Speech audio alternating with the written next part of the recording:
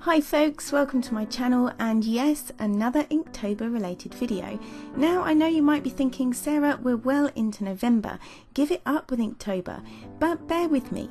In today's video I want to see if by doing a painting every day for 31 days I did actually learn something. Did I improve?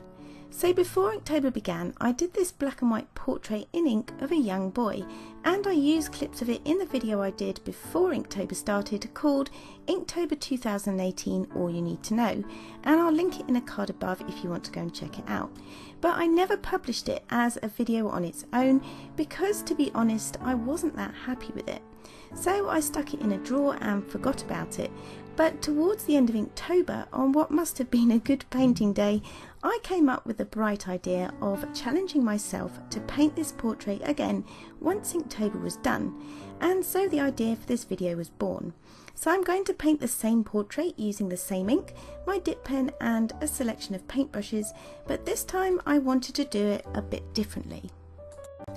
So the first step was to look at the portrait and pick out what I didn't like about it, but also a few things I did like about it, and come up with a plan.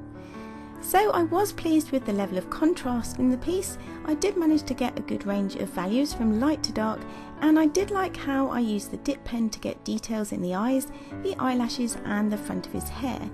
But I didn't like the patchy look to the skin where you can see clear stop and start points where I've layered the ink to get the values I wanted. So how am I going to do the portrait differently this time? Well, last time I used the wet on wet technique, thinking it would allow the ink to seamlessly and evenly swim across the surface of the paper. The problem with ink though is that it dries so much lighter, and I think when I added further layers I lost sight of any even gradients or smooth transitions from light to dark that you might see on a child's face. So this time round I wanted to aim for a smoother overall look to the skin without the stop-start points that I didn't like from before, but still get a good contrast of values. So my plan was to use the wet on dry method this time, which I was hoping would give me a bit more control over where the ink was spreading to and in what concentrations. I wanted to use some of the ink painting techniques I'd practiced over Inktober to achieve those smooth gradients I was after, and tested this out on a scrap piece of watercolour paper first before letting loose on the main painting. I started with neat black ink and gradually transitioned to the lighter values by simply diluting the ink with water. And this seemed to work nicely in the practice run, and I felt more in control working like this, so I was all set to go. So I started off on the eyes, as this is usually a good place to start for me, and in the reference picture the eyes have a good range of values from the light to the really dark, so I thought this would help set the tone for the main piece. So this was going to be much better, right? After all, I've been practicing in ink for 31 days. It had to be better. Well, I'll let you be the judge of that if you watch to the end of the video, and do let me know in the comments what you think and which painting you prefer. But despite 31 days of practicing and experimenting, I was still pretty scared by this size 18 brush that I began applying neat black ink with. And at this point, realization hit me. My confidence took a bit of a nosedive, and I thought, do you know, I can still mess up. And with this first layer I wasn't feeling great about it, but once the first layer had dried and I had something to work with, I put on some relaxing music and began adding layers, trying really hard to maintain those smooth gradients I was after. So if you like this video, don't forget to give it a thumbs up and consider subscribing as well so you don't miss out on future videos. Also, if you hit the bell icon, you will be notified every time I upload a video. So working with the ink is similar to working with watercolour, only it dries more quickly and you can't reactivate ink once it has dried. With watercolour, to avoid stop-start points, if you want to add darker shading or even a different colour on one area of a face, for example, you need to apply that darker value where you want it, but then blend out, covering over the whole rest of the area to keep the smooth transitions. So I applied this technique to this ink portrait today. I added more concentrated ink to areas that needed it, but to avoid streaks and lines, then diluted out from this area with clean water, and repeating this for each new layer to build up my contrast. And it did seem to be working.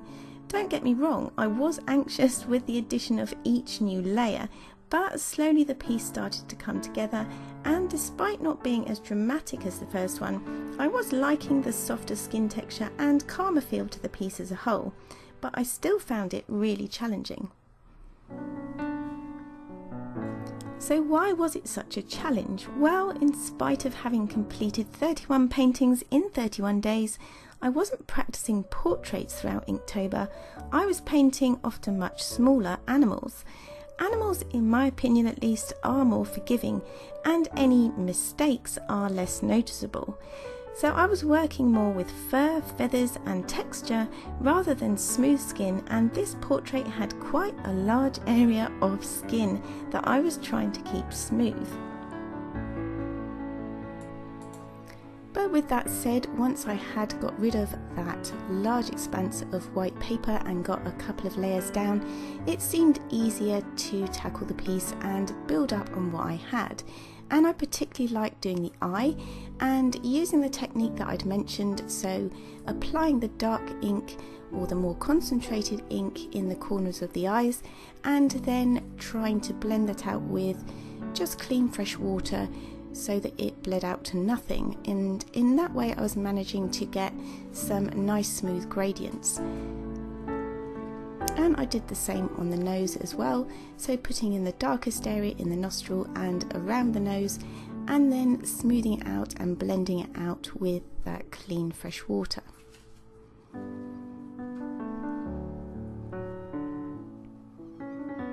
Now the lips was something that I was keen to improve on compared to the first portrait, because something that I didn't like about the first portrait was that I'd gone in with the dip pen, and I think the lines that I'd produced were a bit harsh and almost changed the shape of the lips as well, because on the top lip there wasn't a harsh line where I'd drawn one in before.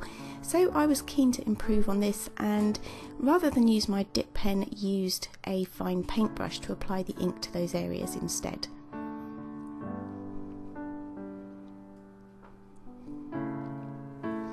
And at this point I was feeling more confident that I could achieve what I was going for, but in being so concerned over the objective of getting smooth values and even gradients, I may have lost sight of getting as much contrast as I did with the first piece.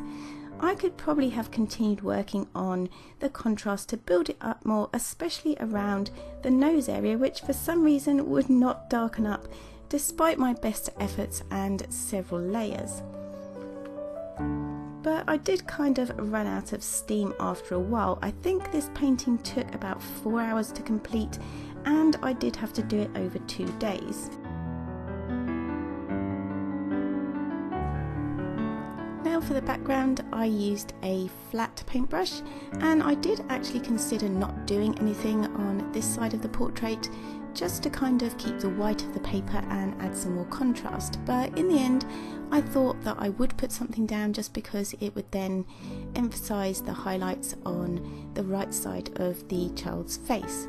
So I went in and tried having a go at a gradient and kept the light area at the top of the page almost free of ink, but tried to get a nice smooth gradient there as well. But after I'd done this, I did realise that I needed more contrast, and that was probably the main thing that I struggled with in this painting, was to get the values dark enough. So as much as I was concentrating on getting the smoothness, I possibly did, as I said, lose sight of getting as much contrast as I did before. Overall though, whether this piece is better than the first one or not, I did get to put a lot of the learning points from Inktober into practice. So I tried a huge range of fun and exciting, as well as some weird and wonderful experimental techniques throughout the last month. I got more confident with knowing which order to paint things in, whether to use the wet in wet or the wet in dry method, what techniques would work best and in what situation. I got more confident with backgrounds, tried different styles.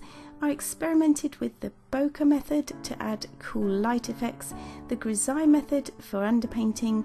I enjoyed using a limited colour palette, mixing colours both in my palette and on the paper, and I had fun kind of practicing adding splatters, adding grasses with cocktail sticks, reflections with makeup sponges. So I had fun, and that, guys, is what it's all about. So to finish off this painting, I did just go in with my dip pen and add some fine hairs, because that was something that I did like from the first portrait. And then it was just time to peel that tape off and reveal the finished portrait.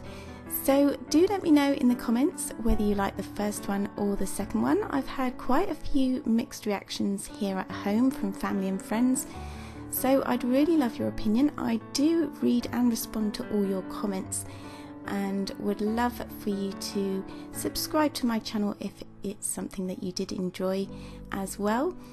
And that is all for today. I did say this would be my last Inktober piece, so I won't do it again until next year, I promise. Okay, here is the finished one for today, and here's them together so you can make an informed choice of which you prefer. I'll see you in the next video. Thanks for watching. Bye.